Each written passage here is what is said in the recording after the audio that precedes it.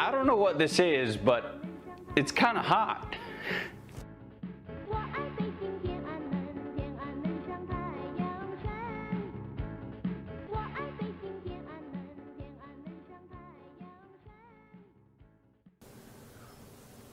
What the fuck was that?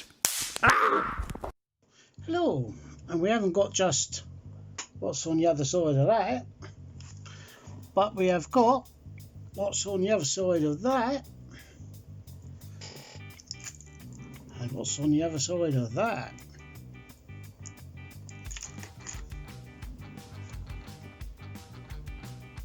So, first on up,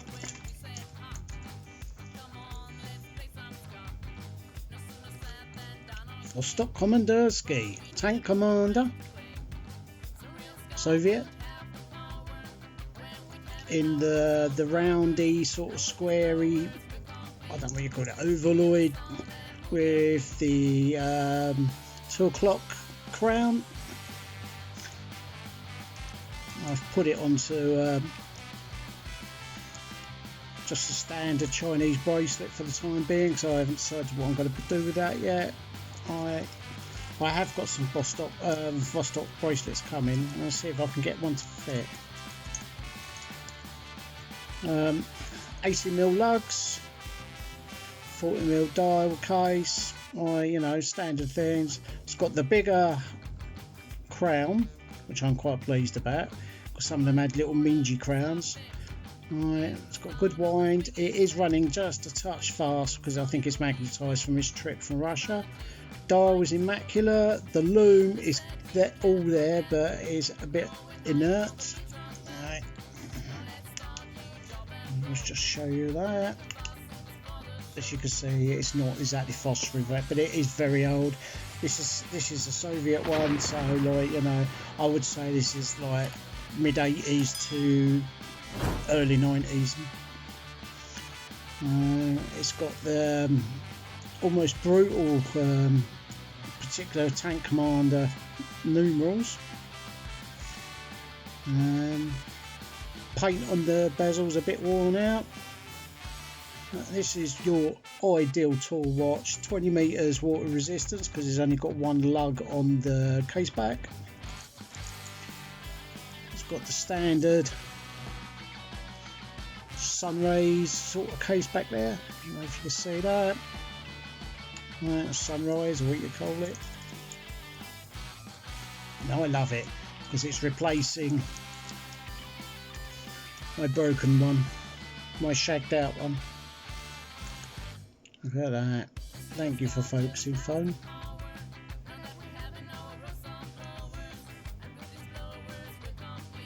All I've got to do is demagnetise it and then we'll be in business, like, you know. Stop bloody going out of focus, you stupid thing. Thank you. So there you go. Vostok Commanderski.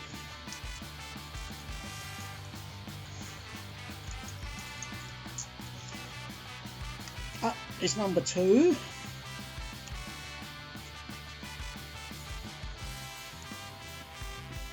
This is a Troika, which is kind of a Russian brand.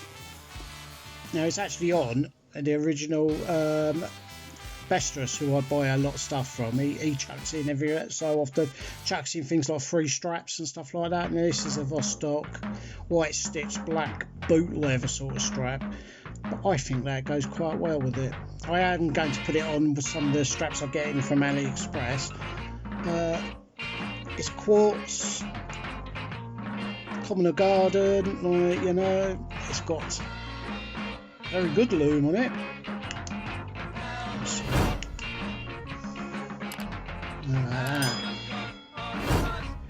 It stays phosphorus for quite a long time, longer than you'd think you'd see it. Like, you know, it's not dark, so like, you know, it's not going to show it too well.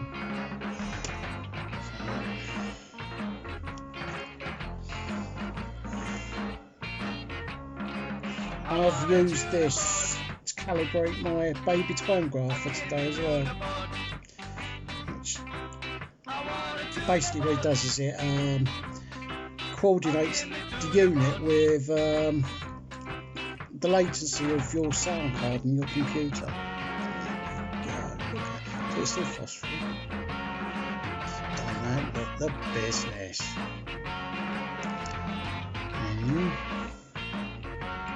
I'm gonna. Do you know what? I'll be half tempted, like, you know, to leave that. But this was brand new, or you know, it still had its like little bits of plastic on it. There was a bit of soiling on the brushed aluminium.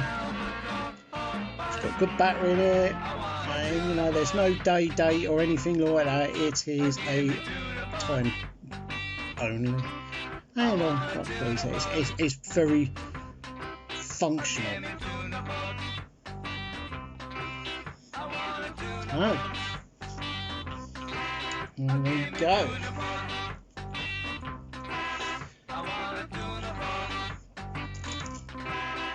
Now comes the star of the show.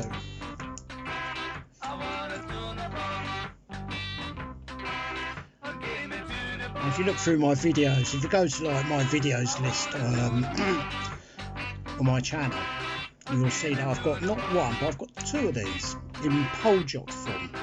Now the one I'm going to be keeping out of the two will be the pole jot one with the green loom circle that goes light at the markers. That, the mint green one, that will be the one I'll be keeping. The other one I will be selling, but I will be swapping this slightly damaged case and stuck date pusher for the one.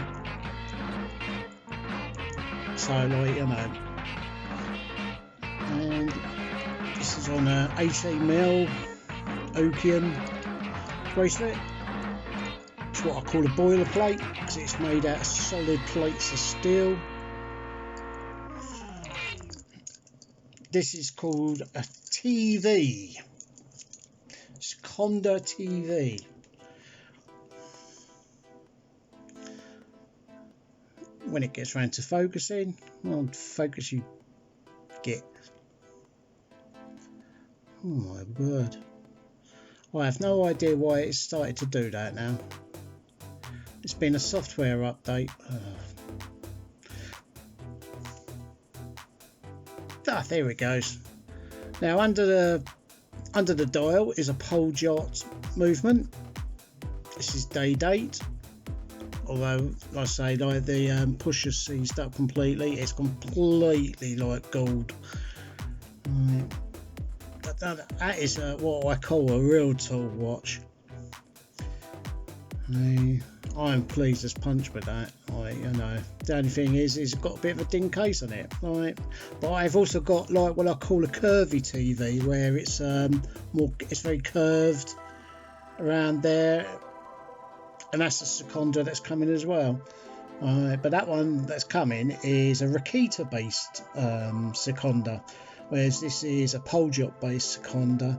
They are also Slaver based as well, and some Troika based Sekondas out there, but I don't think there was ever a Vostok based Sekonda. Now the thing is, right, the story between me and Sekonda, right, was that in the 70s, right, the only game in town was Timex, really. We didn't have this multitude of cheap, affordable watches that we've got today.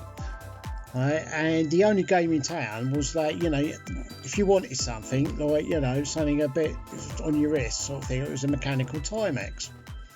And at the time, Timexes were suffering the same sort of things that British Leyland did, or Ford, and like, you know, constant strikes by its workforce. And 1970s Timexes could be absolutely dreadful. Now, my mum went to war with Timex over like the very last one that I had, which was the red LED digital, which cost her a veritable fortune, like, you know, and it just was crap.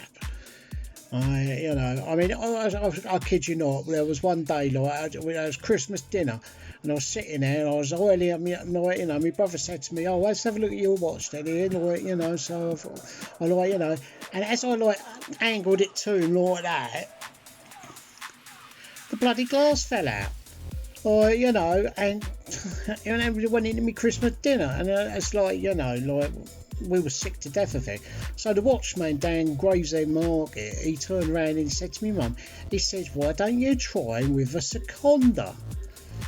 So I got this simple small round boys like Sekonda on a blue and white fabric strap, and it lasted a week and a month, and it was still there. It was still going. I mean, I think I got it for my birthday, or you know, like it was still going barely, because I mean I pretty much smashed it up a bit, like, you know, but it was still going a year later.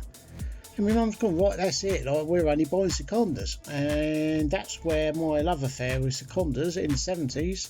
So that would have been 76, no, it's 75, no, 76 that would have been.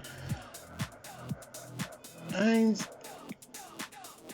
where I've been seeing these ones in pole jot, say, and you know, Slav and stuff, I'm aiming to have one of each type. So I've got a pole jot version of this, and now I've got a Sekonda.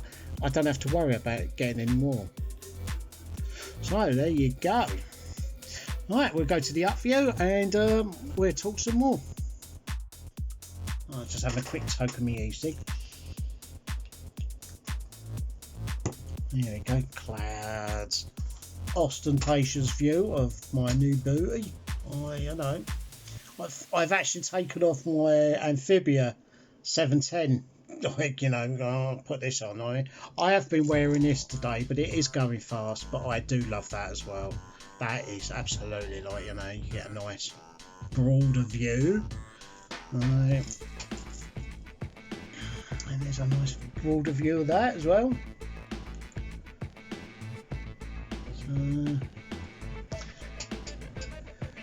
Because I'm a man of my word, I haven't got anything to stick it on the wall yet.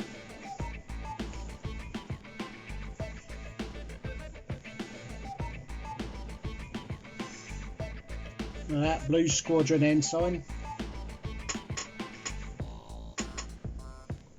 you know, the old, this is a proper flag. This ain't no bollocks. This will could be going up on the wall, right? So I haven't got anything to stick it up there with yet, because like, I did try with some duct tape earlier, like, you know, but the duct tape just kept peeling off. It's the wrong time of the year for that sort of thing to work. You know, in a way I've not folded it up properly. I don't care. So, I don't know how you're all keeping. Excuse me, I had a bit of an itchy nose and an itchy beard going on there. I've been having, I'll flash up the time graph for this. This was very good. I think it's about 15 seconds a day it's losing. You know, which I think for like, you know, like 40 plus year old watch, bloody good. And it just shows you how good Russian watches are. Like, you know, I doubt very much if this has ever been near a jeweller's, like, for a service.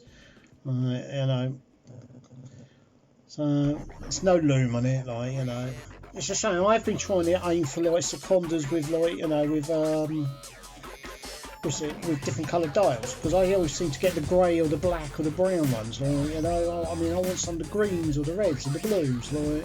Like, all yellows, they're all yellow. Rakita produced a lot of yellow Sekondas. So, where did I put it?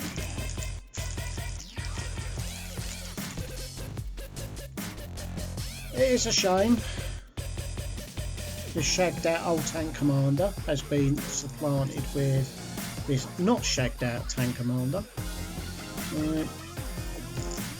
I don't know what to do with it. I mean, I don't want to break it up. I mean, it's got a nice crystal and, like, you know, dial and hands and everything. I mean, you know, it is a post-Soviet one. It's again got the rays, the sunrise, like, you know, back on it. I mean, the case itself's not too, like, rotten. I mean, it's got a bit of man gunge damage there. What happens is, what it is, right, is that these are chromed brass, and the chrome becomes porous And of course, it's on your wrist or like that, blah blah blah. Like, you know, you're having a, you know, digging a trench or doing whatever, like, you know. And of course, you sweat.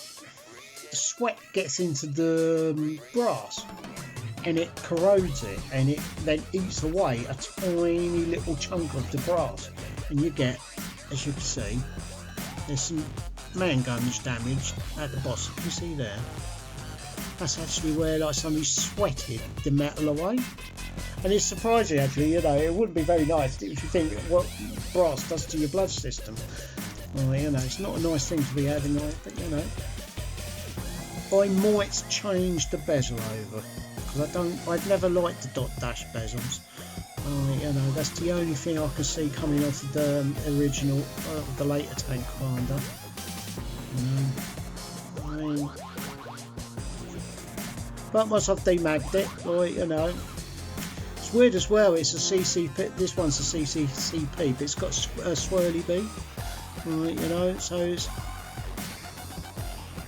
there you go. The original, but not so original. Well, it is the original, you know what I mean.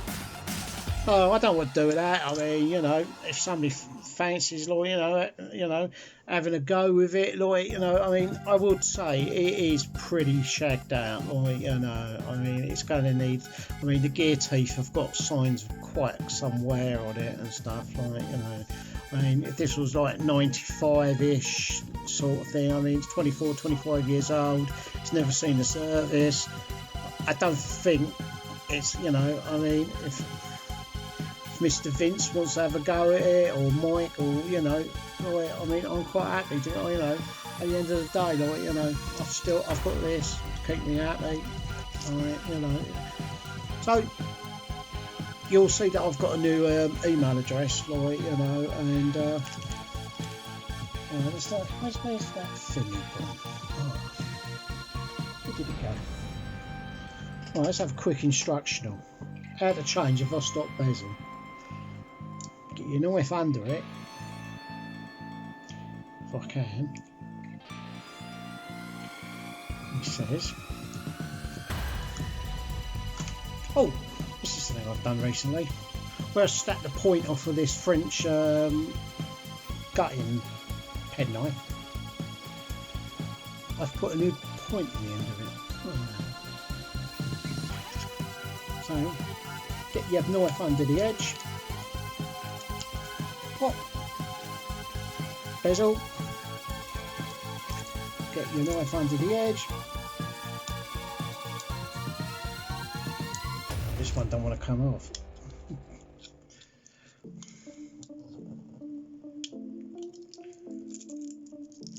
Well, this is turning into a bit of a disaster, I think. Where did I put my black knife? Oh, for God's sakes. It's me talking shit outside, like, you know, about, like, you know, the glorious days of when I was a bit of an arsehole.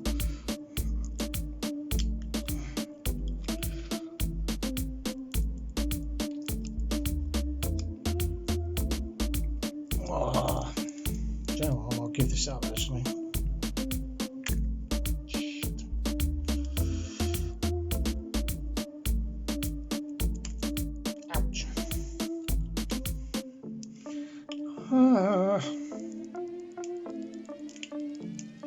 This one's well on there. Well, I don't want to knacker this one up because I mean the bezel's a bit knackered now, but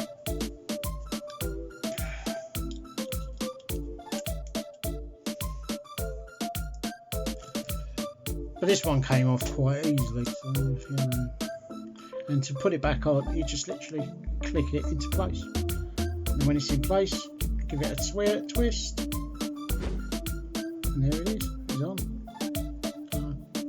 And that's all it is to a Vostok bezel. This knife is razor sharp. You know, I keep all my knives sharp, especially my combat knife. This is a brilliant knife. I've never talked about this knife. Shana found it in a car or something. You know, and the person said they could have it. She could have it, and she gave it to me. It's a French There's some sort of weird name on it, like, you know. If you know what name it is, put a comment down below.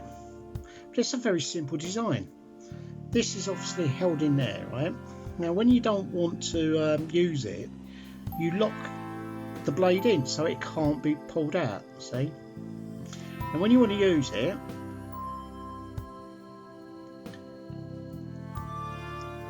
pull it out like that, and then you turn the metal bit. See, there's like a cutout on the metal there. Can't shut. See? It stops the whole thing shutting. What a clever idea. You know, it just folds up again, nice and neat. Locked. So there you go. Oh, you know, if you know, I mean, I've got so many watches here, it's unbelievable. Or, you know, if anybody wants, you know, if they see something I get in me, like, you know, gear, and say, oh no, I fancy giving that a go, I'll rebuild it or something, or, you know. I mean, I've been thinking about it. I mean, he'll probably say no, but that Watchuseek board, I was actually thinking of, like, you know, when it arrives here, I've actually saying to Mr. Vince, or my mate Vince, link down below, right, saying, would you fancy a go? Because he's really dab hand at the electronics of that, and I, you know, and the thing is, he doesn't know, doesn't have the equipment, things like, you know, the money to go and buy a Weishi time graph or something like that. And I reckon that'd be right up his street, like, you know. So I'll send, when I get it here, and I'll get a picture of it, like, and I'll send Mr. Vince, like, you know, an email or a message, like, and say, look, it's yours. Right, make a video with it. You know. So yeah, I'm trying to behave myself, like, you know. I mean, I'm probably turning people off, like, as I talk about going around the good old days and like the mill and all that, like, you know. I try to. I mean, you know, I'm an old geezer. But what we and Shana have been talking about is we want to do something with my beard. Now Shana wants me to dye it dark blue again. Right, the thing is, that's what made me shave it off the last time. Because, you know, I said to her, I said I look like, you know, somebody, like, you know, who goes to those sort of bars, like the Blue Oyster or whatever it is, like, you know. But I mean, I want to look something a bit less than looking like a bloody Hell's Angel. That's what people think I am round here. Like, I'm not. Well, you know, I drive Vespers, mate, not bloody big boys. Sekonda. CC's all blue, Soviet. It wasn't all bad in Soviet Russia. It wasn't very good, but, you know. They did have some sort of named meat in their food once or twice a week, you know, and their bread was filling, you know, all that gravel they put in it, all the sawdust. You know, I mean, in during World War II, like during the rationing and stuff like that, you know, like, but what's it? There was a big play of words about, like, you know, why sausages are called bangers. It's because the crack they put into sausages, like, you know, to pack them out with cheap, you know, free stuff, and, you know, some people, like, you know, they would pack it out with, like, finely ground sawdust. Like, you know, as long as it's not splinterable, like, you know, it would go through the intestines without, you know, cut you up. And then put all sorts of things in there, horse, cat, dog, you know, put Soylent Green. I mean, like horse meat was, like, you know, pretty much the main meat for British households during World War II, if you were lucky, like, you know. So, I mean, rationing, I mean, our beef came from Argentina, right, more than they did come from Britain, like, you know. And of course, like, milk was a problem because, like, the Germans flying over put the cows off their milk. You know, and they gathered milk from virtually everything: sheep, goats, pulling pigs, and, you know, they're pulling in that dog milk, you know, but pulling your leg, like, you know. I was reading something today about Trump's campaign has taken a turn for the worst. Like, they've spent something, I don't know, like millions and millions and millions, and he's still like, the person that first started his campaign, and the person that took over, like, who helped him get elected in 2016 to take that over, and I mean, the fact is he's just turned around and called the American military, who died in World War I and World War II, suckers and losers and stuff like that. He was really ripping into them, and he thought, and then all he's done is turn and said, oh, I never said that. People said, for God's sake, we've got videos of you doing it, sort of thing, and then, I think, he thought he could just, talk his way out, I mean, he don't think himself like that, talking his way out of trouble. I don't think he's going to do it this time, and I think Boris Johnson, he's only surviving because of Trump, and I think once Trump's gone, then so he'll go Johnson. Whoever gets in, Biden gets in, then I should imagine Keir Starmer will get in, because he's more aligned with Biden. I'm not going to talk about politics. I'm not talking about all the naughty stuff or anything like that. So, if anybody would like to go at this, then please do, give me a message. See the new email address. That's direct to my email. It's a master email, so I can give that out, and then if it turns out a load of weirdos get onto it, I can I can actually just kill it and get another one, and it just stops people being idiots, and I don't need any credit cards with £10 million on it, I don't need any amazing bodied women to crowd me in my bed or everything like that. Nor do I need any FedEx packages that need a certain sum of money. Nor do I need silly little Indian people who think they can email me or call me up and say, oh, you've been hacked. I've been dealing with computers all my life, trust me on this one, yeah, I might get hacked, but the thing is, I just take the precautions like people should, and that's the thing, I mean, I don't want to get hacked, but I don't go around boasting about it, I'm not hackable or anything like that, but these Indian people, they have voices that sound like, that sound like a cat trying to go to the toilet with a sewn up bum, or and they're oh yeah, then we found that thing, bollocks, I mean, the last one I rang up, I said, oh, you do realise, I said, I'm chief inspector or something like that, some non-fictional sort of it's fictional, false sort of thing, like that, and the phone went dead, so, every time I get one of these funny emails through, all I'd give them back, or replies, is, Mugu, whoever sold you this account, this is not a live account anymore, goodbye. And of course, Mugu, to these Nigerians, absolutely, it's the worst thing you can call them, it's like dog turds on toast to them, it's really bad. So if you see an M-U-G-U, and they hate it. And also, what they hate as well is any sort of slight to their potency with women. You say to them, oh yeah, I bet you've got one that goes down halfway through and stuff like that. They go berserk, they get really you hear them smashing the place up and all sorts, So it's the best way to wind them up. So I've known quite a few African people, and I listen to what they say, and I hear things. And I've always you can put a juju on somebody, just kind of a hex curse. You tell them that you're going to put a juju on them or whatever it is, tell them that they won't be able to piss straight for the rest of their life, sort of thing, and they believe it. And that's part of making a curse work, is getting them to believe that's what's going to happen, because it is. it's like a smart one. I mean, there's ways to put curses on people, but you know, there's good magics and bad magic. So I know.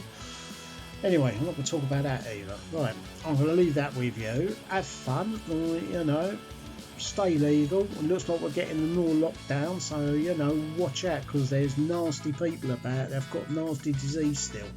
You know, remember, if they're coming towards you, turn your head away. If they're coughing, look away. You know, keep a face mask on. It's not going to do you any good, except it's going to stop droplets getting into your mouth. That's all it's going to do, or to stop you touching your face.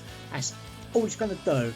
If droplets get into the corner of your nose, between the face mask and that, it runs down into your lips, you're going to get it. So, you know, just have, you know, have one of these face masks that actually protects. There, it's got to protect the ears as well, because your ears, they cough into your ear, bosh. Right, you know, it's going to trickle in there, it's going to get pushed in there by the hairs or whatever, like, you know, and it'll go direct into your brain sort of blood system. It's not good. Right, protect yourself. Be proactively wise to what people do, you know. So don't take chances. Yeah, you might have kids, you might have nephews or nieces or cousins or anything like that, you know. You don't want to spread it around. And if people took that on board, we wouldn't have bloody second wave. No, you know, the arseholes needed to be, you know, arseholes. Right, I'm out of here. Catch ya later.